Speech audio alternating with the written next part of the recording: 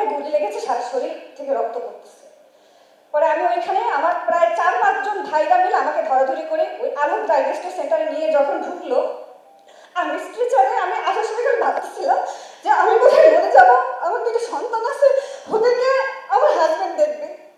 আমার একটা বাচ্চার বয়স 4 বছর বয়স, আর একটা 6 বছর। আমার হাজব্যান্ড ওদেরকে দেখবে। আমি দেশের জন্য মরতে যাচ্ছি। আলহামদুলিল্লাহ, এটা বলতে বলতে আমি স্ট্রেচারের পাশ থেকে যখন তাকিয়ে দেখি যে আমার হাজব্যান্ড ফ্লোরে শোয়া, তার গায়ে 56টা গুলি লেগেছে। তখন আমার কাছে মনে হচ্ছিল যে আমরা দুইজনই চলে যাচ্ছি, আমাদের বাচ্চা দুটাকে তাহলে কে দেখবে। একটা পর্যায়ে আমাদের ওখান থেকে চিকিৎসা পুরোপুরি সম্পূর্ণ মানে করতে পারিনি, আমাদেরকে বের করে দিচ্ছিল কোনো রকম প্রাথমিক চিকিৎসা দিয়ে।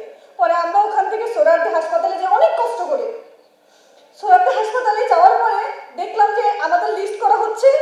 আমি যখন জিজ্ঞেস করলাম ওই অবস্থায় যে আমাদের কেন লিস্ট করা হচ্ছে, তখন পাশ থেকে একজন বললো আপনারা হচ্ছে দেশদ্রোহী, আপনাদের এই লিস্টগুলো নিয়ে আপনাদেরকে প্রাথমিক চিকিৎসা করে বের করে দেওয়া হবে, আপনাদের এই লিস্টগুলো নিয়ে কালকে বাসায় থাকতে পারবেন না, এখান থেকে প্রাথমিক চিকিৎসা নিয়ে অন্তত পক্ষে বাসায় যাবেন না। আমাদের দুইজনের গা থেকে অজস্র পরিমাণে রক্ত পড়ছে।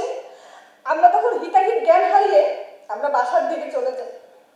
বাসার দিকে যাওয়ার পরে জানতে পারি যে আমার ওই সিকোয়েন্সটা ভিডিওটা আপলোড হয়ে গেছে, আমার বাসা অলরেডি 2বার ডিবি পুলিশ চলে আসছে।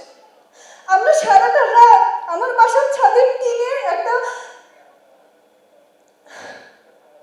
একটা পানির ট্যাঙ্কি ছিল, ওই ট্যাঙ্কিতে অত্যন্ত অবস্থায় সারাটা রাত ছিলাম। খালি কল্পনা করতেছিলাম যে ভোর হবে কখন, এখান থেকে সরে যাব। একটা পর্যায়ে আমরা একটা আত্মগোপনে ছিলাম। আত্মগোপনে থাকা অবস্থায় যখন এক দফা ঘোষণা হলো আমরা সবাই শহীদ মিনারে যাব, ওই অবস্থায় আমরা প্রাথমিক চিকিৎসা নিয়ে, আমার হাজবেন্ড উঠতে পারেনি, তার অবস্থা খুব খারাপ ছিল। আমি সকাল 8টায় 5ই আগস্ট সকাল 8টায় যখন কেস বাঁধতেছিলাম যে আমি যাব প্রাথমিক চিকিৎসা নিয়ে, আমি যাব, আমি হাসিনার পতন আমার দেখতে হবে, ওই সময় আমার মা কান্না করে দিয়ে বলতেছিল যে এতটা দেশের জন্য পাগল হয়ে গেছিস, শরীর ঝাঁঝরা হয়ে গেছে, তুই কি যেতে পারবি। যে আকাঙ্ক্ষা নিয়ে 5ই আগস্ট হয়েছিল, আমরা যে স্বপ্ন দেখেছিলাম, আমরা যে কল্পনা করেছিলাম যে কুত্তা বাহিনী, যে আওয়ামী লীগের দৈত্য বাহিনী আমাদেরকে এভাবে মেরেছে, আজকে এখানে দাঁড়িয়ে আছে, আমার কাছে মনে হয় যে এগুলো হলো মাইনাস, মানে একটা বোনাস জীবন পেয়েছি। কারণ ওই দিনে তো মারা যাচ্ছিলাম, ওই দিনই মারা যাচ্ছিলাম।